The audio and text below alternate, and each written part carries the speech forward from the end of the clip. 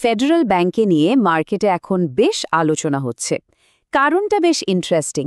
একদিকে ব্যাংকটার পারফরম্যান্স দারুণ, কিন্তু আবার শেষ কোয়ার্টারের প্রফিট বেশ খানিকটা কমে গেছে। তো ইনভেস্টররা এখন একটু কনফিউজড, আসল গল্পটা আসলে কি। চলুন এই পুরো বিষয়টা একটু গভীরে গিয়ে দেখা যাক। হ্যাঁ, এটাই তো আসল প্রশ্ন, তাই না? ভাবুন একবার, একটা বছর গেল দশকের সেরা, আর ঠিক তার পরের কোয়ার্টারেই কিনা প্রফিট 15% ডাউন। এই যে একটা উল্টো ছবি, এটাই বাজারে একটা বড় প্রশ্ন তৈরি করেছে। ফেডারেল ব্যাংকের ভবিষ্যৎ তাহলে কোন দিকে? আচ্ছা, তো এই সব হিসাব নিকাশের আগে চলুন ঝট করে একবার জেনে নিই এই ফেডারেল ব্যাংকটা আসলে কারা আর কি করে। ফেডারেল ব্যাংক কিন্তু ভারতের বেশ বড় একটা প্রাইভেট ব্যাংক। এর শুরুটা কেরালাতে, আর ওদের বড় শক্তি ছিল এনআরআই বা অনাবাসী ভারতীয়দের টাকা ম্যানেজ করা। তবে ওরা শুধু ওখানেই আটকে নেই, এখন তো সারা ভারতেই ছড়িয়ে পড়ছে।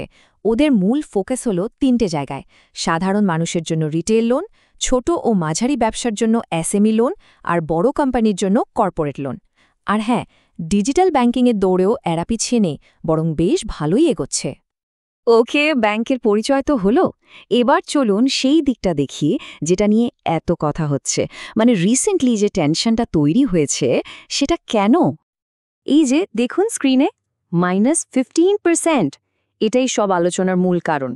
মানে বছরের প্রথম কোয়ার্টারেই গত বছরের তুলনায় প্রফিট 15% কমে গেছে। এত বড় একটা ড্রপ দেখলে তো যে কেউ একটু চিন্তায় পড়বে, তাই না? তো প্রশ্ন হলো, হঠাৎ করে প্রফিটটা কমলো কেন? কারণটা হলো প্রভিশনিং। আচ্ছা, এই প্রভিশনিং জিনিসটা কি? খুব সহজ করে বললে, যখন কোনো ব্যাংক ভাবে যে তাদের দেওয়া কিছু লোন হয়তো আর ফেরত আসবে না, তখন সেই ঝুঁকির জন্য আগে থেকে কিছু টাকা সরিয়ে রাখে, অনেকটা একটা সেফটি ফান্ডের মতো। ফেডারেল ব্যাংকের ক্ষেত্রে ওদের মাইক্রোফাইন্যান্স মানে ছোট ছোট লোনের ব্যবসায় রিস্ক একটু বেড়ে গিয়েছিল, তাই ওদের বেশি টাকা প্রভিশন হিসাবে রাখতে হয়েছে। আর ফান্ড থেকে টাকা সরালে তো নেট প্রফিট কমবেই। শুধু ফান্ডামেন্টাল কারণ নয়, টেকনিক্যাল চার্টেও কিন্তু কিছু ওয়ার্নিং সাইন দেখা যাচ্ছে। যারা চার্ট ফলো করেন তারা মুভিং অ্যাভারেজ শব্দটার সাথে পরিচিত। সহজ কথায় এটা একটা গড় দামের লাইন। এখন দেখা যাচ্ছে ফেডারেল ব্যাংকের শেয়ার প্রাইসটা তার 50 দিন আর 200 দিনের দুটো খুব ইম্পর্ট্যান্ট অ্যাভারেজের নিচেই চলে গেছে। টেকনিক্যাল অ্যানালিসিসে এটাকে কিন্তু একটা দুর্বলতার সিগন্যাল হিসেবেই দেখা হয়। এর সাথে MACD এর মতো মোমেন্টাম ইন্ডিকেটরও নেগেটিভ দিকেই ইঙ্গিত দিচ্ছে। আচ্ছা, তো এতক্ষণ তো আমরা নেগেটিভ দিকগুলো দেখলাম, কিন্তু গল্পের তো সবসময় দুটো দিক থাকে। চলুন এবার কয়েনের অন্য পিচটা উল্টে দেখি, মানে ব্যাংকের আসল শক্তিগুলো কোথায়, সেই ফান্ডামেন্টাল দিকটা একটু ঘেঁটে দেখা যাক। এই যে রিসেন্ট কোয়ার্টারের খারাপ খবরটা, এটা ঠিক উল্টো দিকে আছে একটা দারুণ খবর। এই সবে যে ফিনান্সিয়াল ইয়ারটা শেষ হলো, সেটা ছিল ব্যাংকের অ্যাসেট কোয়ালিটির দিক থেকে গত 10 বছরের সেরা। ভাবা যায়? এর মানে হলো ওদের দেওয়া লোনের কোয়ালিটি কিন্তু ঐতিহাসিকভাবে খুবই ভালো। এবার এই সংখ্যাটার দিকে তাকান, 16.03%। এটা হলো ব্যাংকের CARR, মানে ক্যাপিটাল অ্যাডিকুয়েসি রেশিও। কোনো ব্যাংকের স্বাস্থ্য কতটা ভালো তা বোঝার জন্য এটা কিন্তু একটা সুপার ইম্পর্ট্যান্ট নম্বর। তো এই CAR জিনিসটা আসলে কি?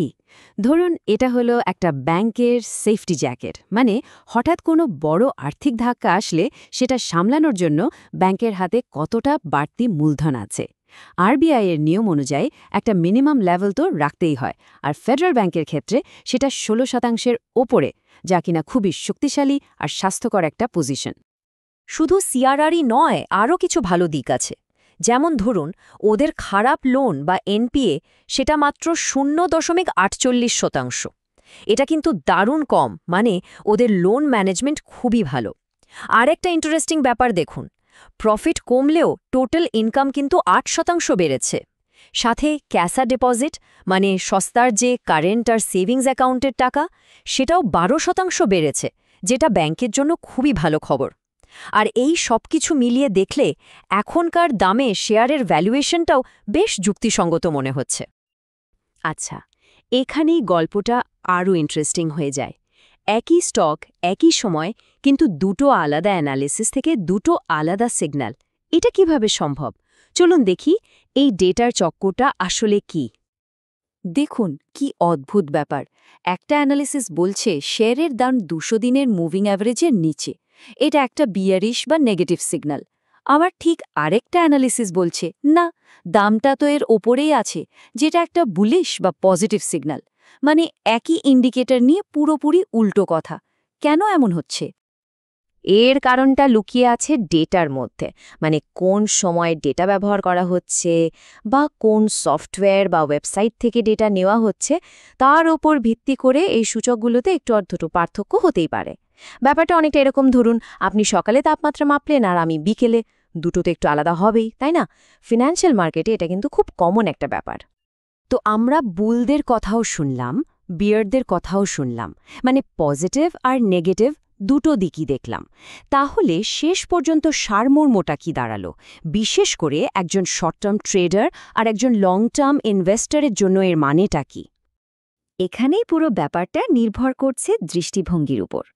যারা শর্ট টার্ম ট্রেডিং করেন তারা হয়তো এখনকার দুর্বল ট্রেন্ডটাকে বড় করে দেখবেন, দাম একটু বাড়লেই হয়তো তারা সেল করার কথা ভাববেন। কিন্তু যারা লম্বা সময়ের জন্য বিনিয়োগ করেন, মানে লং টার্ম ইনভেস্টর, তারা দেখবেন ব্যাংকের ভিড়টা কতটা মজবুত, যেমন ভালো অ্যাসেট কোয়ালিটি, রিজনেবল ভ্যালুয়েশন। তারা হয়তো এই দাম কমাকে আগলে 1-2 বছরের জন্য একটা ভালো সুযোগ হিসেবেও দেখতে পারে। তাহলে সামনে এগোতে গিয়ে কোন জিনিসগুলোর দিকে আমাদের চোখ রাখতে হবে? কয়েকটা কি পয়েন্ট আছে। প্রথমত, ওই মাইক্রোফাইন্যান্স লোনগুলোর পারফরম্যান্স কেমন থাকছে। দ্বিতীয়ত, ব্যাংকের নিট ইন্টারেস্ট মার্জিন বা এনআইএম স্টেবল হচ্ছে কিনা। তৃতীয়ত, ম্যানেজমেন্ট তাদের ক্রেডিট কস্টকে আবার নর্মাল লেভেলে আনতে পারছে কিনা। আর সবশেষে, ফি থেকে আয় আর গোল্ড লোন বাড়ছে কিনা। ব্যাংকের ফিউচার কিন্তু অনেকটাই এই পয়েন্টগুলোর ওপর নির্ভর করছে। তো সব মিলিয়ে আমরা এসে দাঁড়ালাম একটা খুব ইন্টারেস্টিং মোড়ে। ফেডারেল ব্যাংক কি এখন একটা স্বল্পমেয়াদী ঝুঁকির মধ্যে আছে, নাকি এটা আসলে লম্বা সময়ের বিনিয়োগকারীদের জন্য একটা বড় সুযোগ? বুল আর বেয়ার দুই পক্ষের যুক্তিই তো আমরা দেখলাম। এখন সিদ্ধান্ত নেওয়ার আগে এই সব তথ্য নিয়ে ভাবার পালা।